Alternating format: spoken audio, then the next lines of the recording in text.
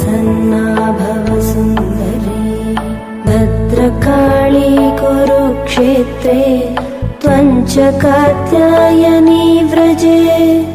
महामाया द्वारकायां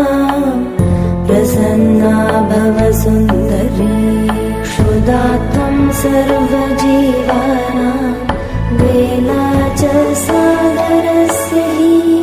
महेश्वरी मथुरायां च प्रसन्ना भव सुन्दरी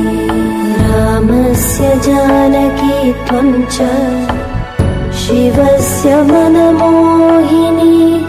दक्षस्य दुहिता चैव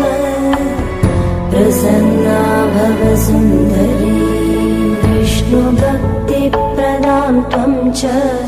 कंसासुरविनाशिनी